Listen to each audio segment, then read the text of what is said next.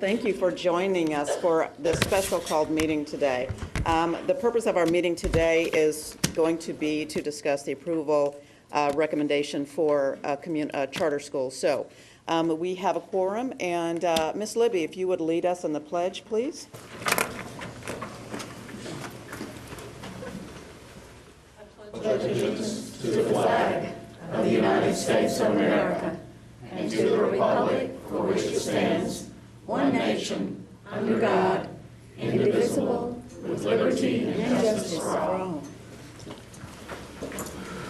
Thank you very much. We will go right into our one issue that we have on the table this evening. It is the approval of a recommendation for Explore Community School Charter Appeal. And I will ask board members if there is a motion for approval on the table. Move to approve. Is there a second? Second. Discussion. Ms. Spearing. All right. Last week, Will Pinkston and Amy Frogue held a joint meeting between the Budget and the Policy Governance Committees to begin an in-depth study of the budget to ensure fiscal responsibility to our taxpayers as we prepare for next year's budget. This school year, the cost of charter schools for 2013-2014 is $40 million, or right under $40 million, and that includes 17 charter schools. Yet our increase for Metro government was only $26 million. We were not able to give our teachers a step raise this year, and we think that's important in order to keep our best and brightest teachers.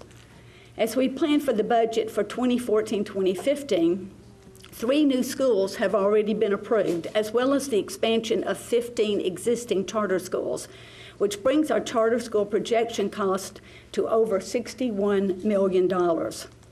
This is an increase of almost $22 million. Now, we already have 4 charter schools in the East Nashville area that are not at capacity. And a 5th one will open, Rocket Ship will open in 2014. Explore Community School would cost about $1 million per grade level, per 100 students at grade level. And we are reaching the tipping point when it comes to the cost of charters. Our schools are progressing. 8 district schools made the list of the top 5% of schools across Tennessee. Laughlin made the rewards list in 2 areas, progress and performance.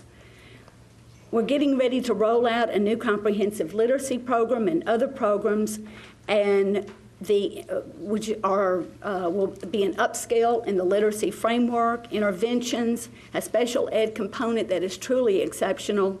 And I personally don't want the proliferation of charter schools to interfere with financing our new literacy program. We need to get ahead of the ball. As we delve into the new strategic plan, we need to determine our areas of greatest need. Our areas of greatest need with our subgroups and specific populations where we need the most help, and communicate those needs by a request for proposal with such specificity that charter companies can be aware of our specific needs and attempt to have an impact to meet those specific needs of our district. I can't, in good faith, vote to increase our charter school budget when we have so many charter schools that are not at capacity with the already saturated East Nashville community. Any other discussion before we bring Mr. Coverstone up to discuss the application? $1 million number that you outlined assumed every school was at capacity. What's the actual charge? No, the $64 million is... So when you look down that list that Will gave, it showed every one of those at 100% capacity. 61 What's the actual million. number? I'm sorry? Well, so the number that you gave for next year, you said at one point that we're not at capacity. What's the actual number? Because the number that Will gave in the meeting showed every school at capacity. Is that right, Will? I don't have the list in front of me.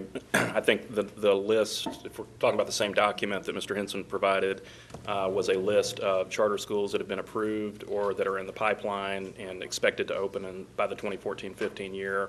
That number is 21 or 22 schools. It showed the number of seats per school. So I think, capacity feels to me sort of like a moving target when you've got schools that are adding a grade every year. So, Right. Yeah. But the 60 isn't necessarily what we, because at one point you said we're not at capacity. Right. But the 60 is if we were at capacity. I don't think so. I think it's just where we will be at 2014, 2015. I have the document here. Mr. Henson, could you come to the podium for a second and offer some clarification?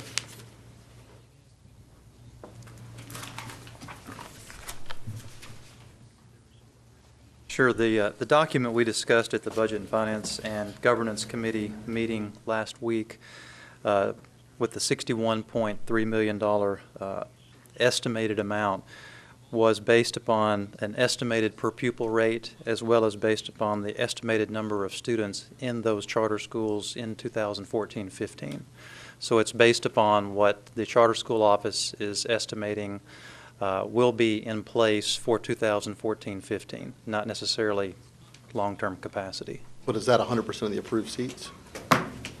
That would be based upon the estimate of the number of charter school students the charter school office believes will be occupied in 2014-15. So is that 100%? Is that estimate 100% or is it less? I'll ask Mr. Coverstone to... It showed roughly 6,100 students, which in the diversity meeting that we had a couple nights ago, it showed this year, we had 3,100 students in charter schools.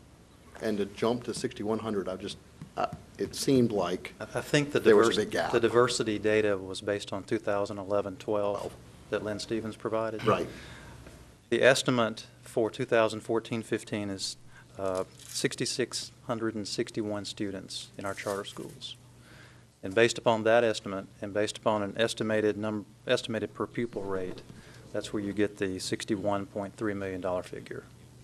I think, to Mr. Hayes' question, I think the question is kind of what is capacity in an individual school? We'd almost have to expand that chart and go school by school to say how many grades does the school ultimately is aiming to be at, and then how far along are they toward that progression. So I don't think we've blown that out. But Alan, Mr. Coverstone, do you have any kind of estimate about, how far of the schools that have been approved that are either doors open or in the pipeline, how far they are to filling out what their ultimate proposed capacity could be or would be? Sure exactly the question, but I did show, the projections of the 10 to 12-year growth in already approved capacity out through 24, 25, and we have that broken down by grade, by year, by school, and we can make that available to you easily enough if that helps. Well, and I'm just curious to the extent that Ms. Spearing's saying we'll have a $61 million transfer next year. If we believe that that is accurate, or is that based on every school hitting 100%? Because she's saying there's capacity, and every school's not at 100%, and there's not demand. She would have to say, so forgive me if this isn't right, but I assumed what you were saying there is that they're filling their grades. I believe they're at capacity of students that they are planning to serve. They will just be adding grades as they grow, and I think that's what you meant, Yes, right? that's right, yes. So the numbers are right, but it presupposes that it's all new spending. But we don't have charter schools that have vacant seats that haven't been filled.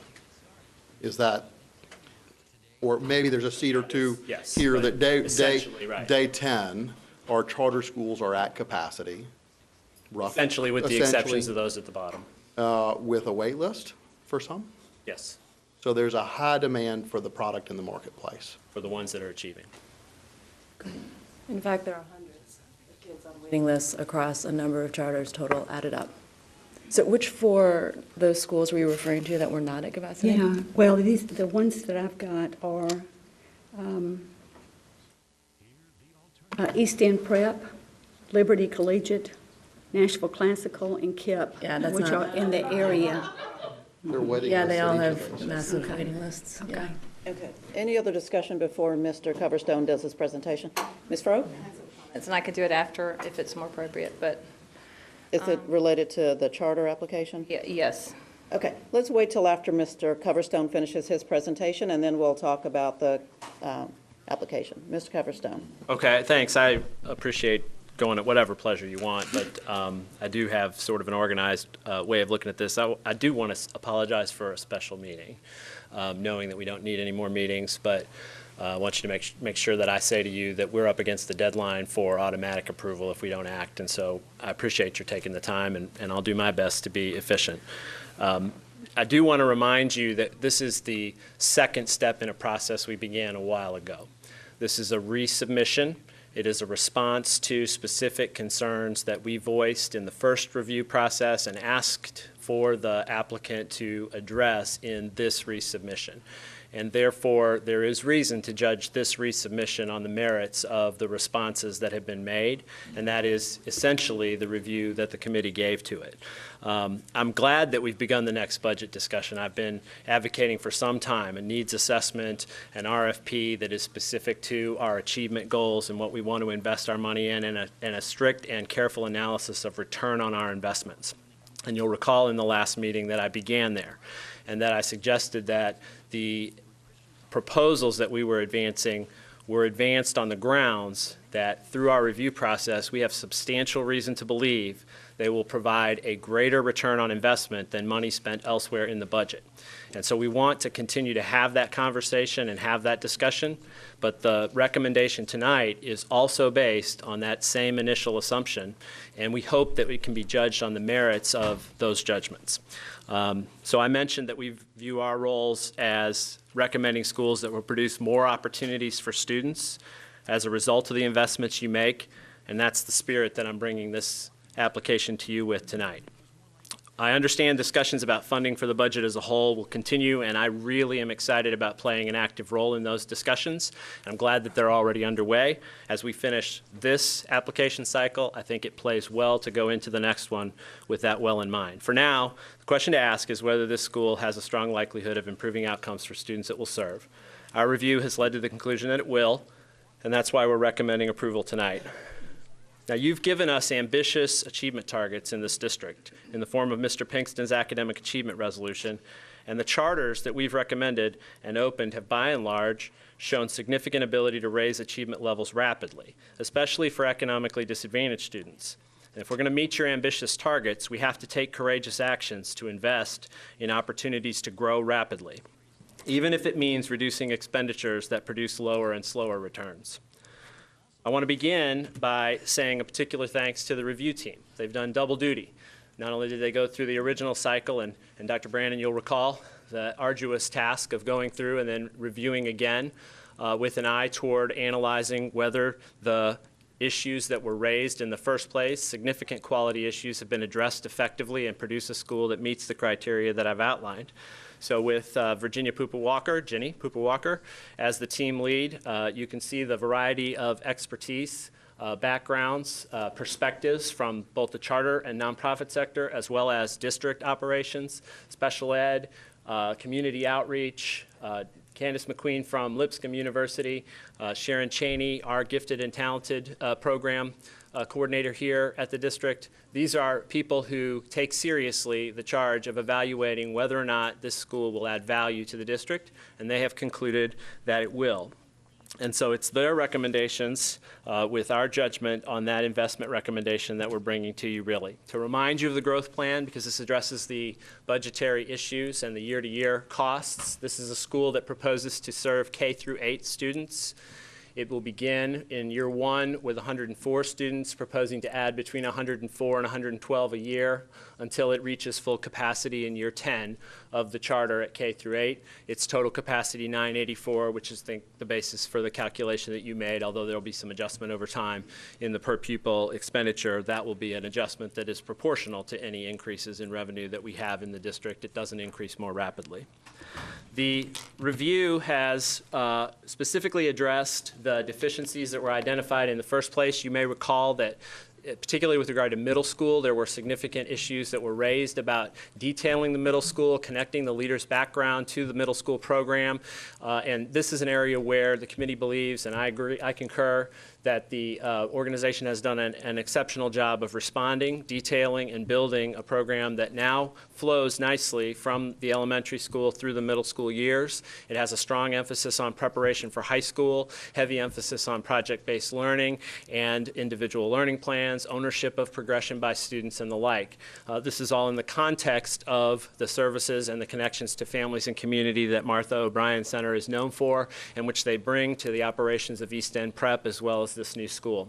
So you can see the recommendations have moved from from below expectations or in need of some response to meets or exceeds in all categories, which is the threshold that we've established as the threshold for making recommendation to you to recommend the school. You have most of this, you have all of it in your recommendation report, so I will try not to belabor it. It is important, however, that much of this be on the record as part of the discussion, given what we've learned about appeals processes and the like, and so I will just quickly review some of the highlights of the committee's response. With regard to the educational plan, the committee found that the educational plan now presents clear and compelling and detailed objectives, content and skills for each subject for all grades K through 8, and research on the chosen curriculum is included and adequately articulated. The expeditionary learning's constructivist approach has built-in remediation opportunities, leveling of readers, and park-like formative assessments preparing for the Common Core. There was much more clarity surrounding the school leader and his abilities, including his extensive curriculum development experience, which gives the review team confidence in his ability to develop and run Explore, and he's with us tonight. Curriculum, instruction, and assessment have been tightly aligned, and there was an excellent plan put in place to transition 8th graders to high school. Additionally, there was much more clarity and completeness surrounding the project-based learning approach, with 2-hour blocks for students and generous planning time built in for teachers who are planning the projects. Our emphasis on project-based learning in the district tells us how important that is. Both special education and English language learner plans were much more robust, and it was clear to the review team that the proposed school leaders understand their obligations to special populations. A thorough and detailed plan for meeting the needs of students with disabilities and English language learners was presented, including staffing, curriculum, professional development, adequate resources, and contracting with required service providers, and the rest. The budget reflects allocation for these additional resources, including ensuring at least some staff members are bilingual. The uses and rationale of the individual learning plans were clarified. They will provide a robust and visual way for teachers to monitor academic progress, identify social behavioral issues for early intervention, and the ability to stay connected with families. With regard to the operational plan, which has moved to meets on this review, the main concerns there were clarity of governing board and diversity of governing board experiences and backgrounds. The governing board membership has now increased to 9 members and reflects the diverse experiences, skills, and expertise needed to ensure a successful school. Additionally, much more clarity was added regarding recruitment, retention, and terms of governance and the structure of the board, as well as detailed and thorough explanation of the relationship between the governing boards of the Martha O'Brien Center, East End Prep, and Explore Community School, which will be helpful to ensuring stable governance going forward. The applicant has also thoroughly researched numerous facility sites and provided detailed descriptions of availability and contingencies, although I would advocate looking for a way to lease them space as a way of addressing some of the cost concerns and utilizing our facilities better. The review committee is confident that the staff development plan supports staff growth and is aligned with school-wide goals. Much thought went into the actual structure of the middle schools, with teachers being assigned to the same group of students as advisors for the entire 4 years of middle school, which we think is an innovative and interesting approach, and one that we're trying as well in some of our schools. On the business plan, which also moves to meets, the business plan is based on a proven model already in place at the Martha O'Brien Center historically has significant philanthropic supporters, many of whom have already pledged their support to the new school. The applicant was able to alleviate the original concern of the review team regarding the first-year deficit with a robust and thrifty budget presentation, along with a history of an already financially sound operating charter school at East End. And finally, overall evidence of capacity, we sought improved confidence there, and the committee agrees that the evidence of overall capacity has moved to meet, sufficient for our recommendation to you tonight. The founding group demonstrates strong capacity to create and operate a school within the MNPS district. The applicant was able to address and overcome the review team's initial concerns and has answered each concern with a robust and viable plan of action. The founding board has been expanded. New members reflect diversity of communities, in addition to bringing additional skills and connections within those communities. Additionally, the budget reflects financial strength and conservative spending. The founding school leader has the expertise needed and leadership skills, and the entire school will be able to utilize the strength and considerable resources of the Martha O'Brien Center.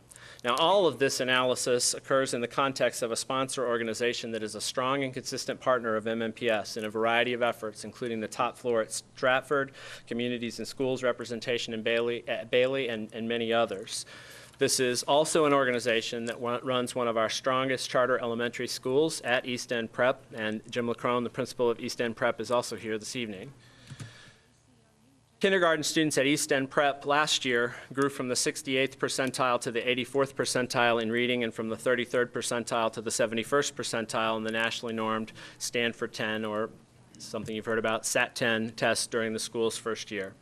As I pointed out last time, we're bringing you investments that we believe will bring positive returns. I wouldn't be here otherwise, and I'm not afraid to say no if we don't believe that the school application and the organization would bring positive returns. For a flat per pupil rate, we can invest in a school with a strong leader, stable governance, and a track record of success. We can invest in a partner with whom we are used to collaborating and shares our vision for excellence in Nashville. We do have room to improve. The students who will be served at Explorer Community School are currently achieving TCAP proficiency rates far lower than those achievement targets that you've set for us or than any of us are willing to accept for our own or other students. And in the opinion of this office, adding this option will offer students opportunities for greater success through our investment in this school. Now, I know that you want an RFP, and I'm excited about that. Our October board meeting will offer an opportunity for us to move forward on that, and we'll be bringing you opportunities to take a look and weigh in on that in the days and weeks ahead. This does require a comprehensive needs assessment that takes into account overall achievement levels in our schools in order to make sure that our investments are moving our whole portfolio forward. And remember, it's not a negative on the district when charters do well. That's why we recommend the schools we do. That's the job we do. And when charters do well, it is to the benefit of our students and to every one of us in the district. This organization before us tonight brings a track record of success, a commitment to collaboration, and a deep connection to the families and communities they will serve.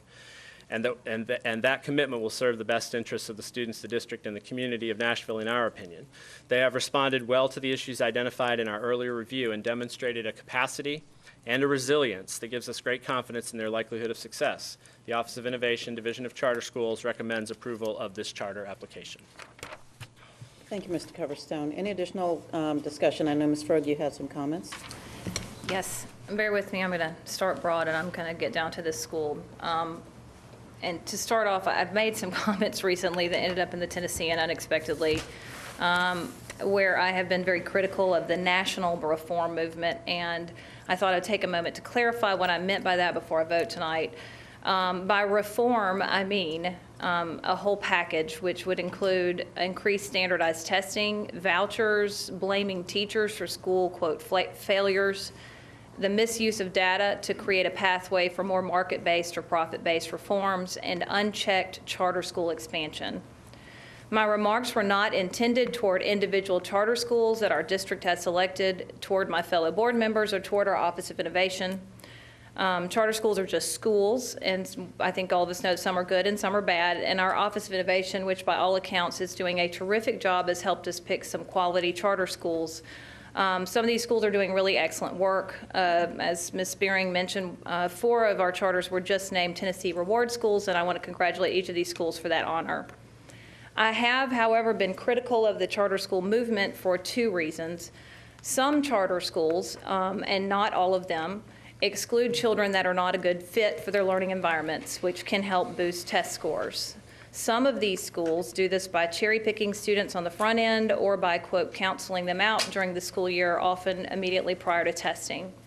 The other reason I've been critical of the charter school movement is the cost of the schools, and that brings me to tonight.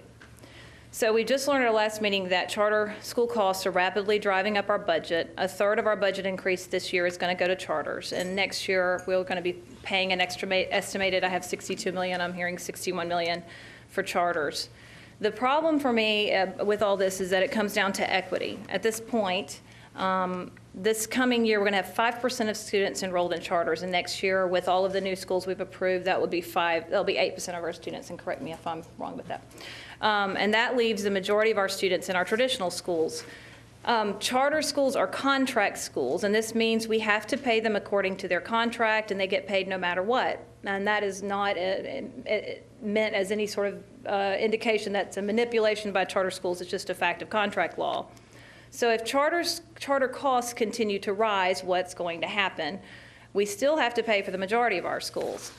And this is a game that's now being played out in schools across the nation and districts across the nation in New York, Chicago, and Philadelphia, where school closings and demonstrations have become the norm. So this is the worst case scenario of what could happen. First, we will starve traditional schools of funding so that we can pay for new schools. And then this will cause more traditional schools to struggle and, quote, fail. After we've cut all we can from our other school budgets, we will start closing schools, which I think everybody agrees is a very traumatic event for communities and students. And then we'll open new charter schools in their place. But the problem with this is that these schools are also experimental schools that have not been proven to work in this particular district. So we may have to close these schools in another 3 years, which puts us back where we start. And that creates a lot of churn in our system. This certainly may not happen, but it's a realistic scenario. When Memphis started opening charter schools back in 2003, they paid only $1.9 million for their charter schools. This coming year, Memphis will pay $83 million for its charter schools, despite a $157 million funding gap. That is a very real problem, and Memphis should serve as our warning. So here's what I think. I think it's not fair to support a few schools at the expense of the majority of our schools. I think it's not fair to direct resources from the majority of our classrooms to a small student population. It's not fair to take away extracurriculars from traditional schools to support charter schools. It's not fair to close existing schools because they're starved for funding. And that's what we have to guard against. I think school funding has to be distributed equitably. So I think that this should be our goal. I think we have to find ways for both types of schools, both charters and traditionals, to exist, peacefully coexist in our district.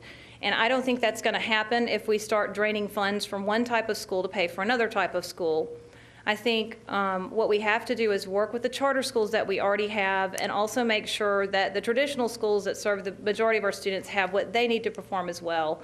So I guess the question tonight, where it looks like I might differ from some people here, is where's our breaking point? And I personally think we've reached it. I think we have to stop moving forward with opening new schools until we can find a fair and fiscally responsible way to accommodate all of the schools that we already have.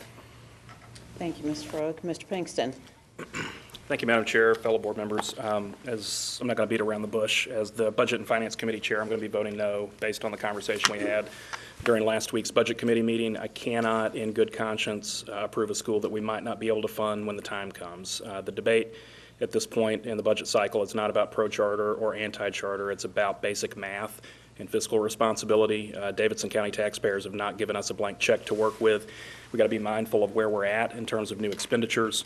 So just to remind people of where we're at and where we've been in the budget process, in the current fiscal year, the one that began July 1st, the mayor and the Metro Council gave us a grand total of $14 million in new revenue to work with, $10 million of which actually came from the state BEP growth. That $14 million represented a little less than 2% growth overall in the budget. As someone who's lived through some very difficult state budgets during the recession, I'm grateful for any increase we get, but let's be clear that every dime of new revenue that we're taking in during the fiscal year is going back out the door in cash outlays to fund new charter schools and growth in existing charter schools. I think that's fine. We did that intentionally. The people who will criticize us tonight are going to conveniently forget that we waved through 4 high-quality charter schools just 60 days ago. But the reality is we're in a bit of a financial bind when it comes to dealing with other cost pressures, system-wide inflationary adjustments, state-mandated teacher salary increases, and so forth. We're going to get through this fiscal year by drawing down $12 million from our fund balance, our cash reserve. Using one-time money to fund recurrent expenses may be okay in one budget cycle as long as we find a way to make the structural changes that are needed to compensate in the future. I'm not inclined to do it again, which brings us to tonight. As we heard during last week's Budget Committee meeting, the 2014-15 fiscal year beginning next summer is going to pose significant challenges for us. If we add up all the new projected expenditures that we know right now that we need to fund, teacher step raises, additional inflationary adjustments, replacing race to the top dollars in order to continue high yield investments like Teach for America and other expenses, we're looking at a potential $39 million budget increase. Included in that $39 million, we're looking at a cash outlay of $21 million plus or minus to fund additional charter growth, including the creation of the 4 new schools that we approved in June. In the meantime, we're not expecting our revenue picture to improve much, if any, over the next fiscal year. If the mayor and the council give us another 2% in new revenue to work with, that's $15 million. So for the first time, cash outlays for new charter schools and growth in existing charters may be on track to outstrip total available new revenue. Put that differently, even if we directed every dime of new revenue to charters, we still come up short $7 million on charter growth alone, and that obviously doesn't include all those other needs that I mentioned earlier. The numbers do not add up. It's not a financially sustainable situation. The big question here is what are revenues going to do next? We're all hoping that the economy will be roaring ahead in the spring and that MNPS and the rest of Metro government will have plenty of new resources to work with, but we don't have a crystal ball. No one knows what's going to happen next, so for the time being, I think we've got to be conservative in our budget projections. I think it's time for us to start making some tough decisions across the budget. We certainly need to look at our base budget to identify areas where we can achieve meaningful cost savings, or as someone recently told me, we've got to find opportunities to right-size our budget.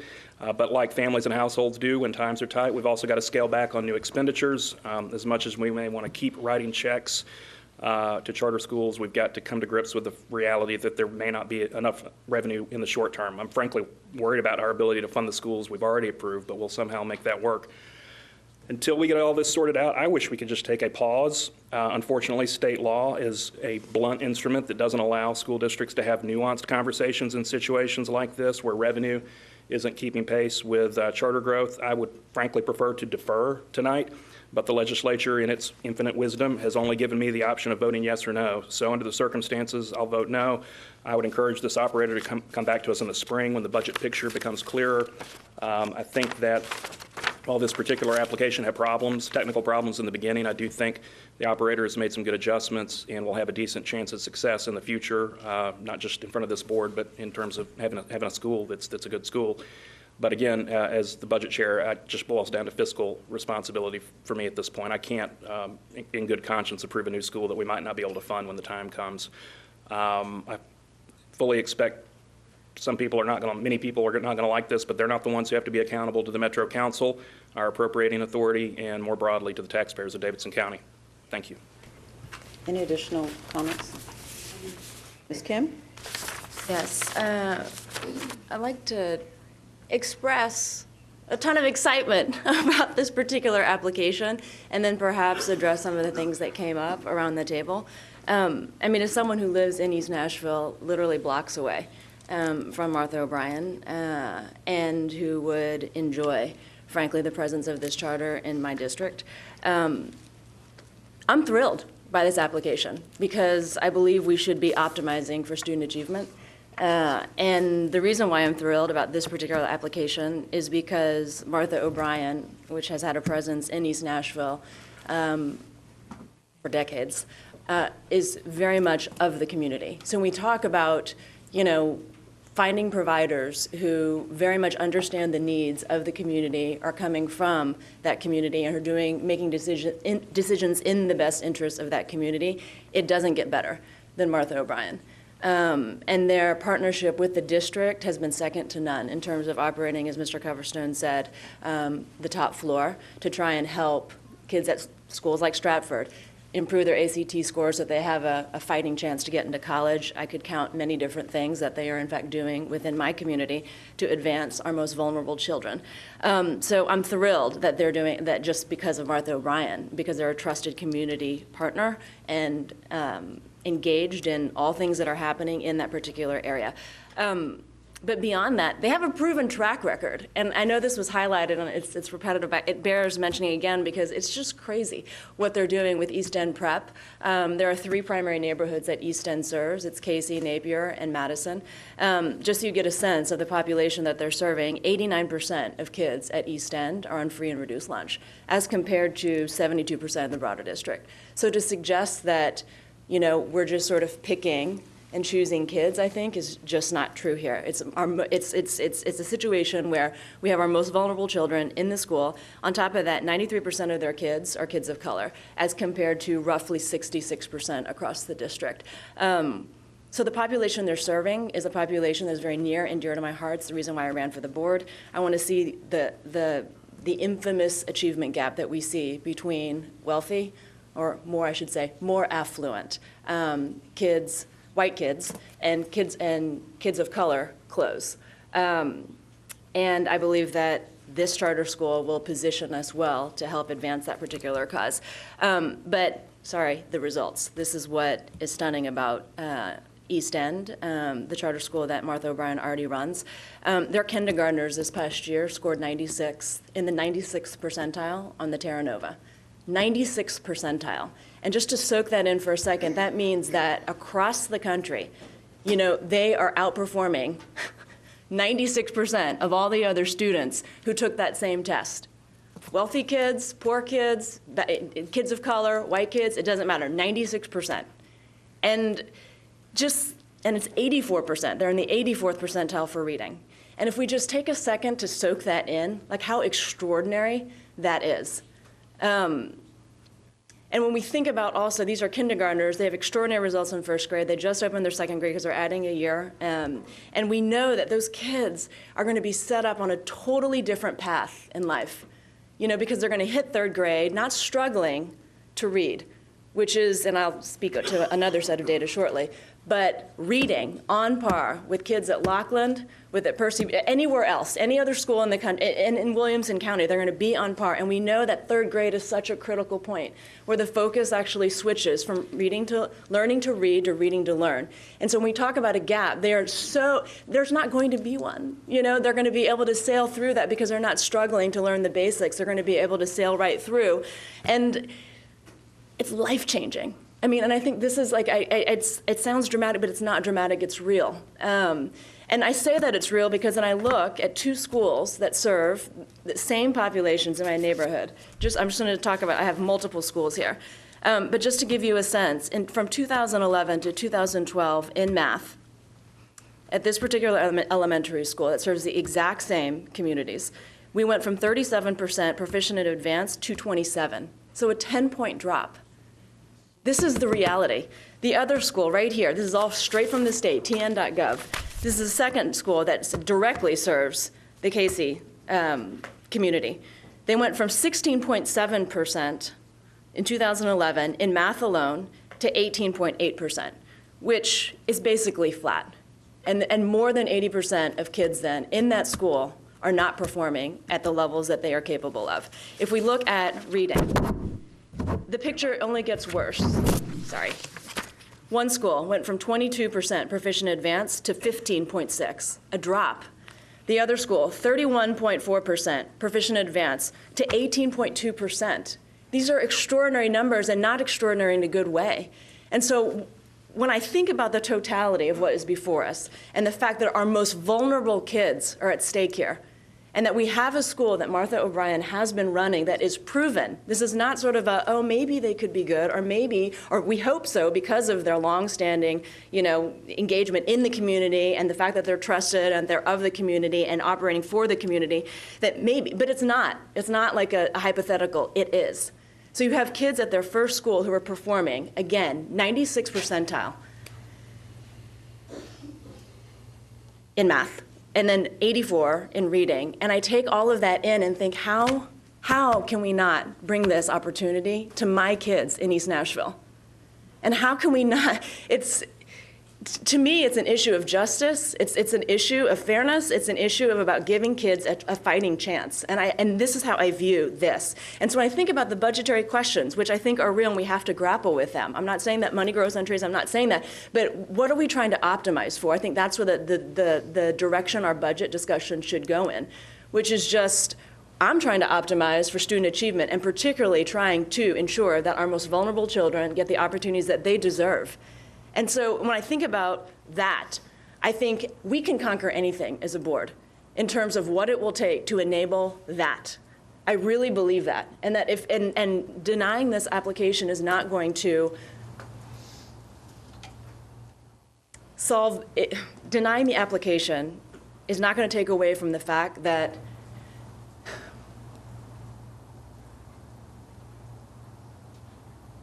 we have a hard task in front of us, undoubtedly, and that we have to make hard choices. And as Mr. Coverstone noted, even if it means reducing expenditures that produce lower and slower returns, we have to confront that and we have to grapple with that, period. But mostly, I'm excited about the opportunity that this particular charter school presents. And I just want to make sure that we're really rooted in those numbers of our kids' lives. And then everything else, I really believe if we rally together and we examine the budget, we have full transparency of where the expenditures are going, what we're getting in terms of the return on those expenditures, that we will be able to make good decisions in regards to the budget. I really believe that. And it will take time, and I'm glad we started the process early so that we have the runway to, in fact, make those kinds of changes. I just feel that this school that is serving my kids should not be sacrificed at that particular altar where we're still in the process of trying to figure that out. I could say more, but I won't. Any additional comments? Mr. Hayes? I appreciate your passion and the struggle that we face in the neighborhood. I've certainly looked at it from your perspective, Mr. Pinkston, around the cost. And the fact of the matter is we're a growing district. Charter school growth has been close to on parallel with the entire district growth over the last 5 years. When we really dig deeper into the numbers, we can certainly make an argument that it's more expensive. We can also make an argument that it's less expensive because we're not making extra contributions to teacher retirement. We're not providing transportation. There aren't extra things that we as a district have to do. So you can spin the data in a couple of different ways. You can say it's more. You can also say it's less. You can look at the fact that this district is growing. We look at the Envision Casey homes. Are you familiar with Casey? Yes. Are you familiar with the effort that's underway to redevelop Casey? Triple to quadruple the number of units are planned in the next decade.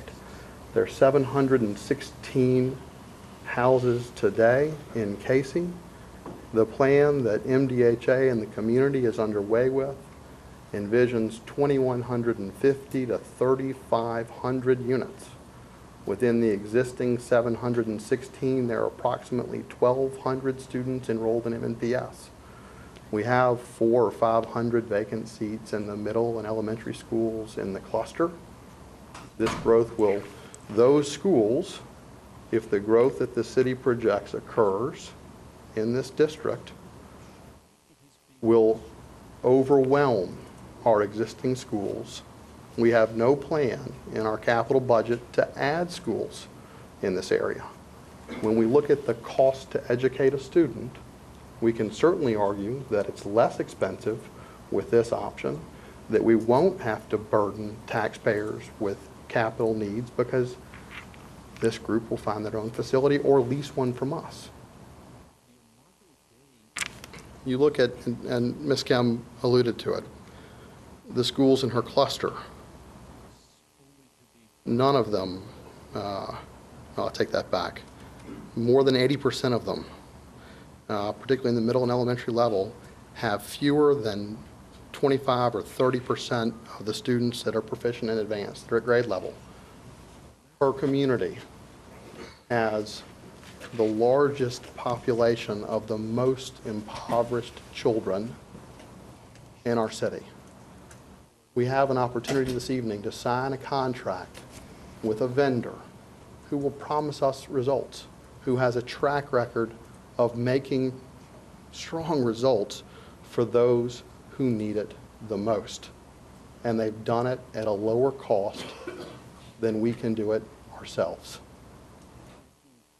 I implore each of you to consider a yes vote this evening for economic efficiency, to serve those who are most impoverished, to prevent long-term capital facility needs and increases in our capital budget, and to look for absolute academic results.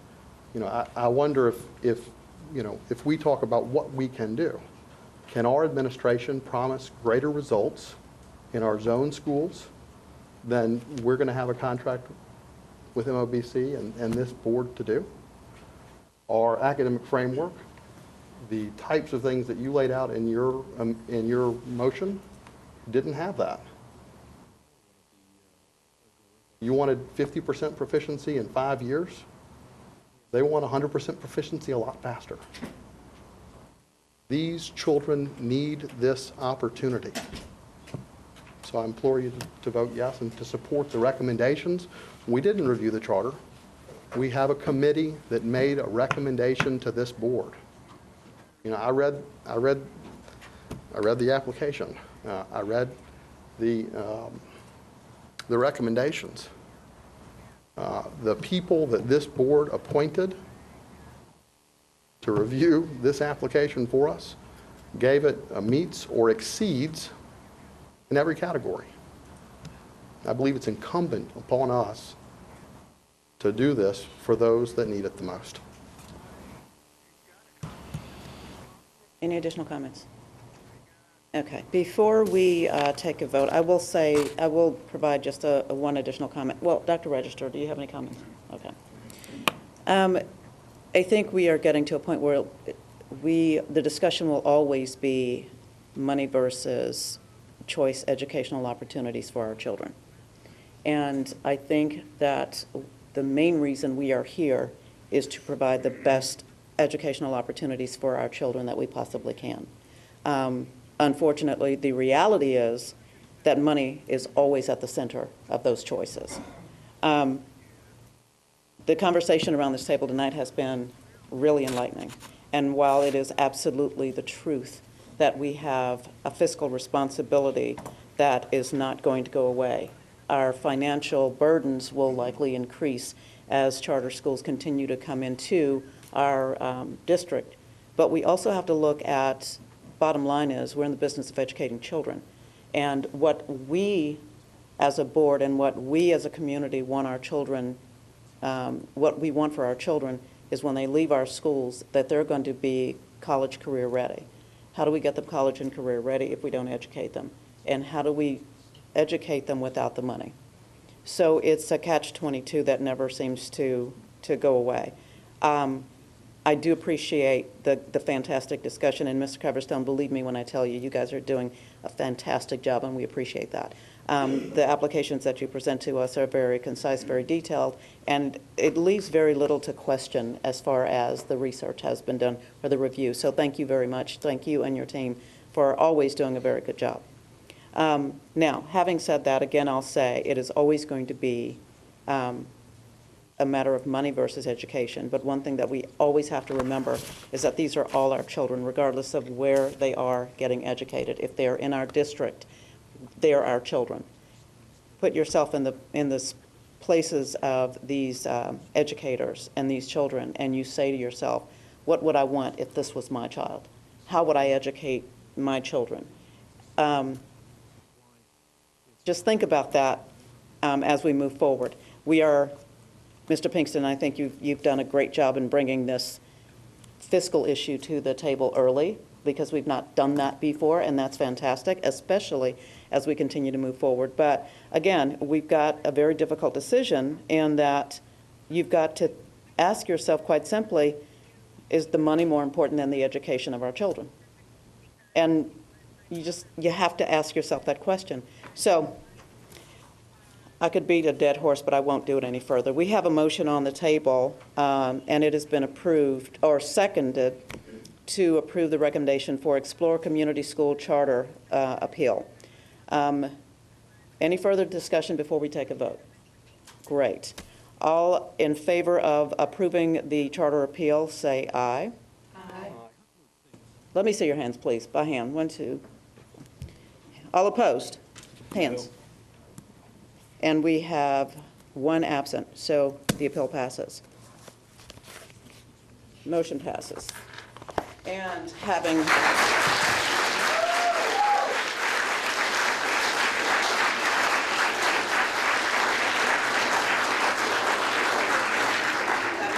other business on the agenda, Ms. Frog? I'm sorry?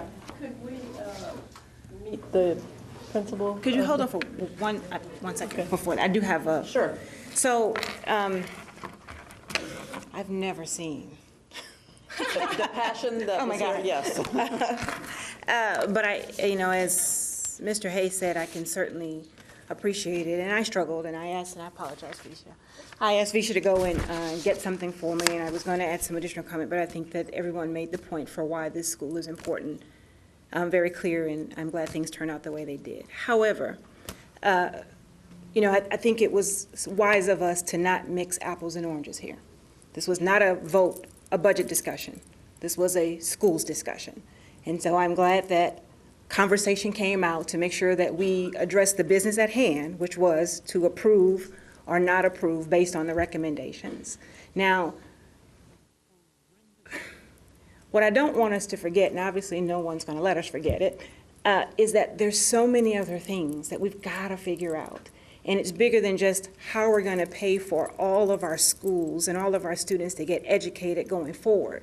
But there's so many moving parts to this, and we have to really begin to understand what's in our court to control and how we manage that versus what's outside of our control. And we spend lots of time having conversations about what the state should do and what the state might do and what they ought to pass and what they ought not pass, and that could happen next session. It could never happen.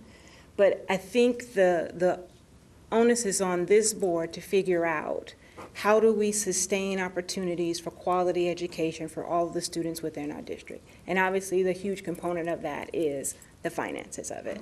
So, you know, I would love to be able to press the stop clock and freeze things and have the moratoriums that we've discussed in the past and be able to lock ourselves in a room for however long it takes to figure out how to do that. But we've got to figure out how to craft these conversations so that we can make the decisions internally and not keep our fingers crossed about forces outside of us that don't have the same passion or the same interests or the same investments that we have, and the same commitments and obligations that we have to the people that we've been elected to serve and support. So again, I just want to thank everybody for their concerns and for their passions, but I hope again that we don't drop the ball on this and say, oh, well, it's done, but continue to move forward and have the right conversations. Again, identifying those things and those strings that we can pull within those things that are within our control to get a better picture. Mr. Pinkston, I totally agree that next cycle of charter schools can't look like this one unless something drastically different happens. But where that drastic difference is going to occur, I have no crystal ball to be able to say that. And so, again, I thank everybody for their time and for this called meeting, and I'm glad things turned out the way they did. Now to meet. Yes. Dr. Brannon. Yes, I just wanted the board and the principal to stand and in order to be congratulated.